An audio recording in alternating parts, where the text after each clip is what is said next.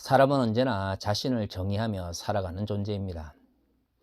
인간이 무엇인지를 끊임없이 정의해왔던 그러한 과거를 살펴보면 그것이 인간의 역사라는 것을 알 수가 있는 것이죠. 인간은 결국 현재를 살아가는 존재입니다. 하지만 현재라고 하는 것은 지금 우리가 살아가는 이 시간만을 의미하는 것은 아닙니다. 우리가 살아가는 지금의 현재는 결국 과거의 결과물인 것이죠. 우리의 정체성을 형성하는 가장 중요한 인간의 기억은 현재 만들어지고 있지만 동시에 과거에 만들어진 것이 영향을 미칩니다. 인간의 정체성을 형성하는 기억이 과거에 만들어진다는 측면에서 현재는 결국 과거의 결과물인 것이죠. 그러면서 우리는 또한 현재를 살아갑니다. 그러면 미래란 무엇일까요? 미래는 지금 만들어져 가고 있는 것이며 동시에 아직 만들어지지 않은 것입니다. 지금의 우리의 모습, 지금의 우리의 정체성이 과거, 그리고 과거의 기억을 통해서 만들어지는 것이라면 미래는 결국 희망을 통해서 만들어지는 것일 겁니다. 희망이라는 게 무엇일까요? 현재 이루어지지 않은 것입니다. 현재 이루어지지 않았기 때문에 우리는 희망하는 것이고 소망하는 것이고 바라는 것이죠. 그래서 희망이 있는 사람은 미래를 꿈꿀 수가 있습니다. 또 다른 말로 희망이 없는 사람은 미래를 꿈꿀 수가 없는 것이죠. 미래가 없는 사람의 모습을 보십시오. 그것이 얼마나 비극적인지 우리는 알 수가 있습니다. 왜 독재 정치, 전체주의, 그리고 파시즘이 한 사회를 멍들게 만듭니까?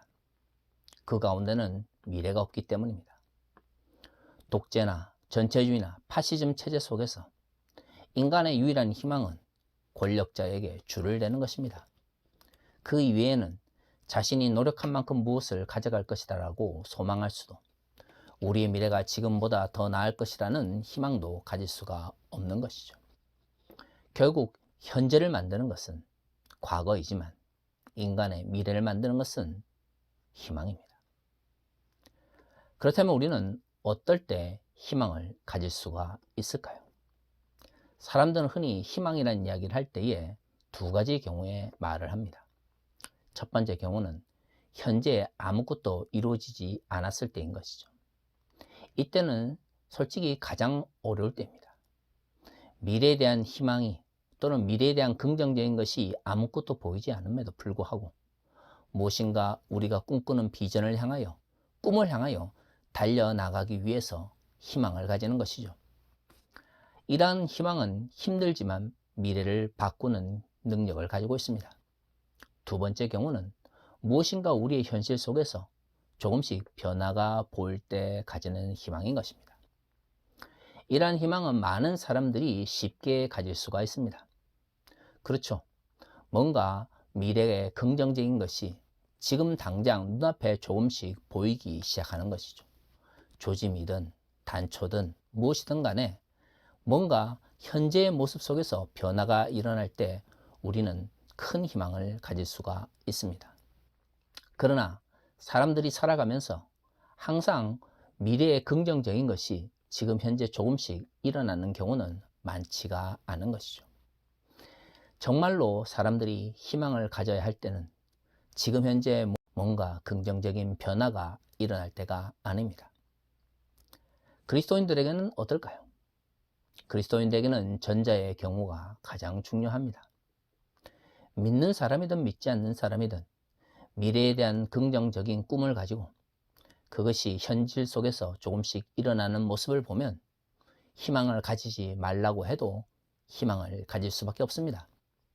하지만 누구나 희망을 가질 수 없을 때 희망을 가지는 사람들은 현재의 긍정적인 변화가 보이지 않을 때에 희망을 가지는 사람들입니다. 성경의 선지자들과 예수 그리스도의 제자들을 보십시오. 그들은 언제나 현재의 긍정적인 모습 속에서 희망을 가지지 않았습니다.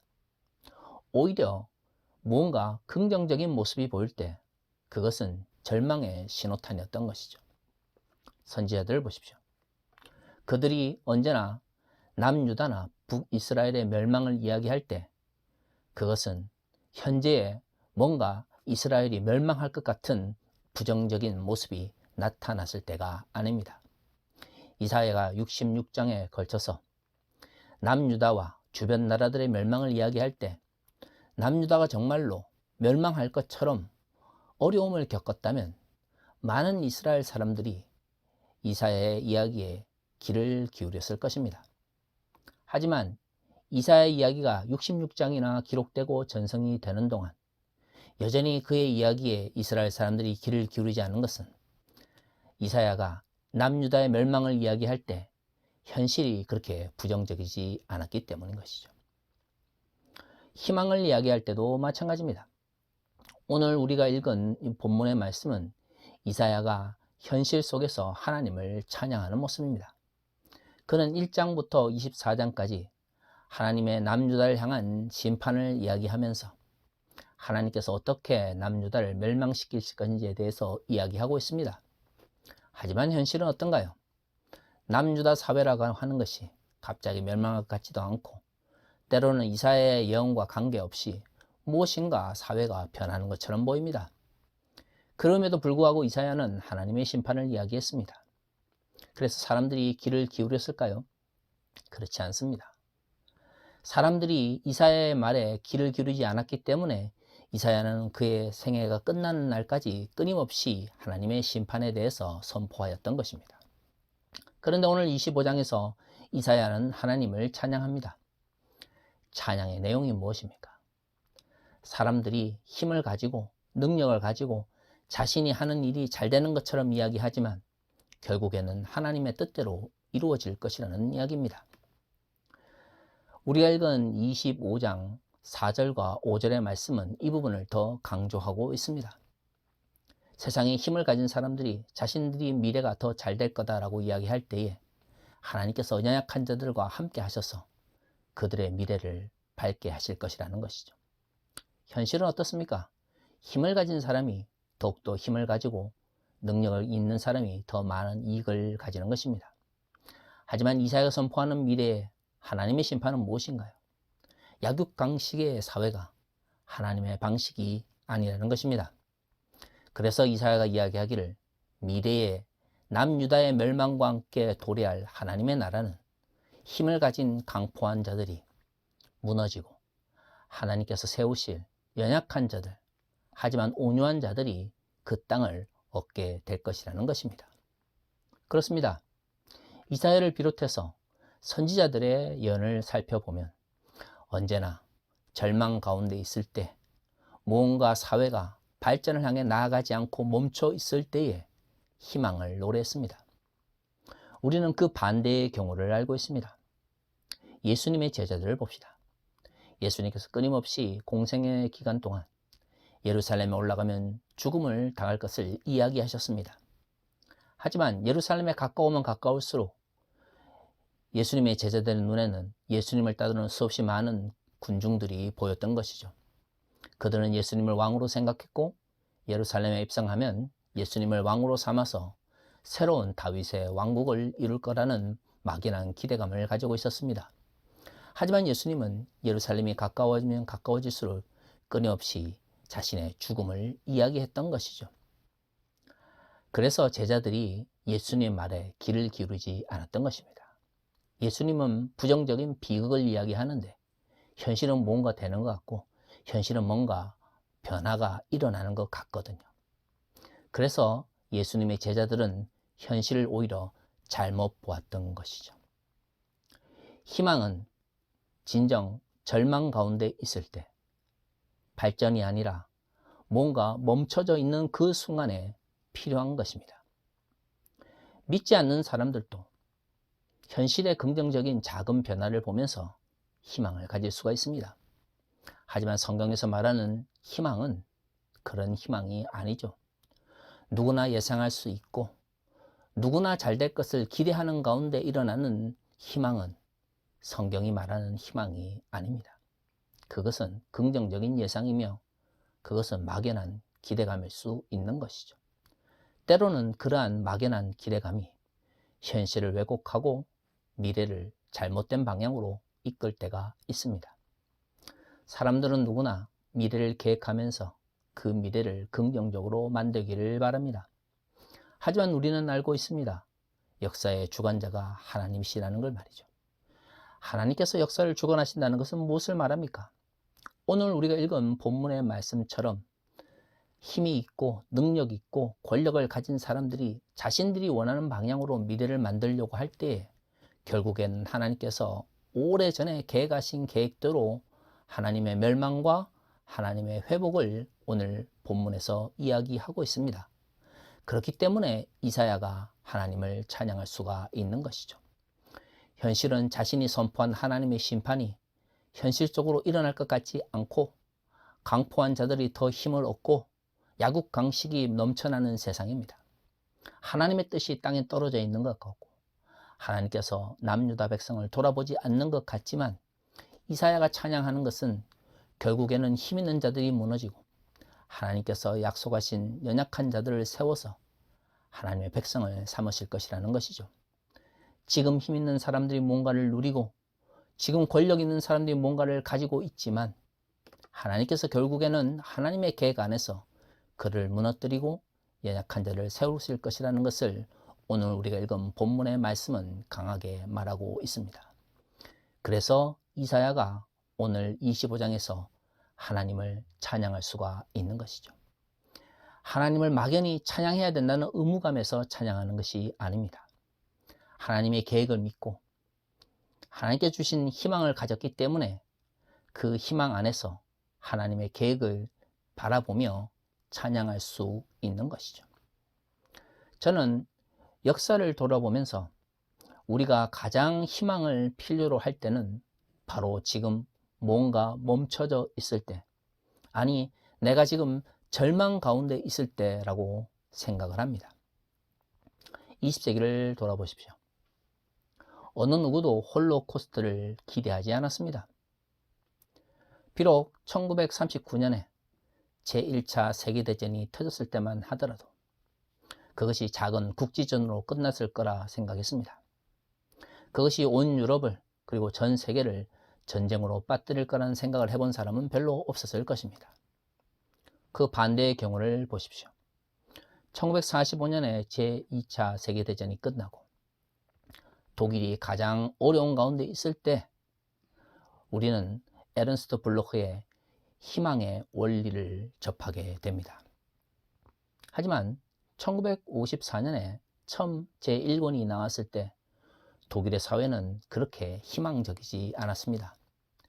경제적으로도 여전히 어려운 가운데 있었고요. 냉전의 시대에 접어들면서 좌우의 대립은 더욱더 심해졌죠. 독일 사회 내에서도 나치에 협력했던 자들과 나치에 저항했던 사람들이 과거의 문제를 제대로 해결하지 못한 채 엉켜 있었습니다. 바로 그때에 블로크는 희망을 이야기합니다. 그 희망은 20세기 초 혹은 19세기 말과 같이 막연히 이 세상이 긍정적으로 발전할 것이라는 희망이 아닙니다. 절망 가운데 현실의 너무나 왜곡된 모습 속에서 우리 희망이 우리를 어떻게 이끌어가고 있는지를 이야기하고 있는 것이죠. 그렇습니다. 희망은 가장 절망스러울 때 이야기할 수 있는 것입니다. 1964년에 위르겐 몰트만이 희망의 신앙을 발표했습니다. 그때 독일의 사회는 어땠나요? 이제 조금 먹고 살만해지면서 독일 사회가 급속하게 보수화될 때입니다. 그때 몰트만은 종말론적인 희망을 통하여 현실의 변혁을 이야기했습니다. 독일 사회가 가장 모순에 빠져들 때, 이제 좀 먹고 살만해지면서 과거의 잘못을 잃어버리려고 할 때 그는 기독교적 희망을 이야기했던 것이죠. 우리가 알고 있는 20세기의 신학이든 철학을 보면 가장 절망스러울 때 희망에 대한 이야기를 했습니다. 미국은 어떤가요? 1961년에 존 F 케네디가 아폴로 계획을 이야기했을 때 당시 미국은 소련에 비해서 우주기술이 그렇게 크게 발전되어 있지 않았습니다. 뭔가 지금 계획을 발표하고 뭔가 지금 경쟁에 뛰어들면 우리의 적이나 우리의 경쟁자들보다 더 잘할 수 있을 거다라고 하는 어떤 객관적인 결과가 있는 것이 아닌 것이죠. 하지만 결국엔 아폴로 계획은 성공에 이릅니다. 무엇이 중요합니까? 지금 될 것 같은 것, 지금 이루어질 것 같은 것이 아닙니다. 지금 아무것도 없는 것 같은 그 자리에서 희망을 이야기할 수 있어야 하는 것이죠. 독일 사회도 마찬가지입니다. 1944년 7월 20일에 슈타우펜베르크에 의해서 히틀러 암살의 사건이 발생하게 됩니다. 그 당시 독일이 어땠나요? 전쟁은 패전의 기미가 엄청나게 많이 보일 때입니다. 그럼에도 불구하고 히틀러의 야망은 사라지지 않았죠. 하지만 히틀러 암살 사건은 결국 실패로 돌아갑니다. 거기에 참여했던 이들이 희망을 꿈꾸었지만 결국의 현실은 절망이었던 것이죠. 그때 히틀러 암살 사건이 성공을 했다면 20세기 독일의 역사와 유럽의 역사는 어떤 식으로 바뀌었을지 모릅니다. 하지만 그들이 실패하였다고 해서 그것이 무의미하다고 할 수는 없는 것입니다. 디트리히 보네퍼가 죽임을 당했지만 그렇다고 해서 우리가 보네퍼의 신학이 너무나 비극적이다라고 말하지 않는 것은 가장 정말 절망적일 때, 지금 모든 것이 멈춰져 있는 것처럼 느껴질 때에 하나님의 이름 아래 희망을 이야기할 수 있었기 때문입니다. 한국 사회가 87년 체제 이후 끊임없이 민주주의를 향해 달려왔습니다. 하지만 우리가 기대하는 만큼 그 속도가 빨리 나지 않고 때로는 뭔가 발전이 있는 것 같다가 다시금 과거로 돌아가는 것처럼 보일 때도 있습니다. 그렇습니다. 한국 사회가 우리가 기대하는 것만큼 항상 성숙한 민주주의를 향해서 발전을 더한다면 얼마나 좋을까요? 그랬다면 우리는 87년 체제도, 그리고 촛불혁명도, 그리고 10년 동안의 권위주의적 정보도 경험하지 않을 수 있었을 것입니다.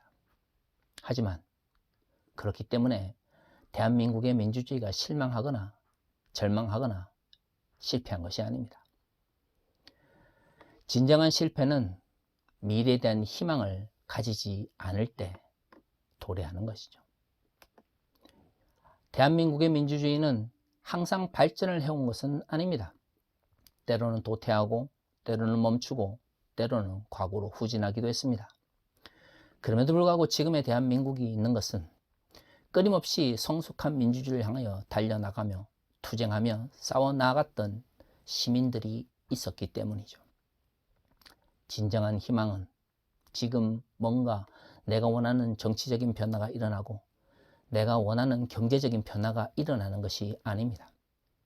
비록 지금 멈춰져 있는 것 같고 지금 뭔가 절망 가운데 있는 것 같지만 미래에 대한 희망을 가질 수 있을 때에 그것이야말로 진정 희망이 작동하는 원리인 것이죠. 사랑하는 성도 여러분, 우리가 살아가면서 항상 우리가 계획하는 대로 우리가 원하는 대로만 일이 이루어지면 얼마나 좋겠습니까? 하지만 이 세상이 악하다라고 말하는 이유가 무엇인가요? 이 세상에 죄악이 가득하다라고 말하는 이유가 무엇인가요? 이 세상이 불의하다라고 말하는 이유가 무엇입니까? 긍정적 희망을 가지고 하나님 나라를 위하여 하나님의 정의를 꿈꾸지만 현실 속에서 때로는 불의가 승리하는 것 같고 착한 사람들이 고통받는 것 같은 모습이 보이기 때문입니다.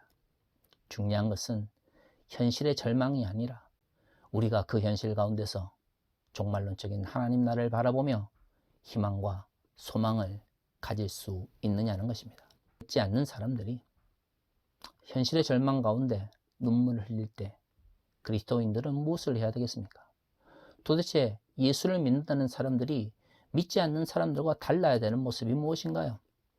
그들이 절망할 때 똑같이 절망하고 그들이 희망을 가질 때 똑같이 희망을 가진다면 우리가 말하는 기독교적 신앙이라고 하는 것이 과연 어떤 의미를 가지고 있는 것입니까?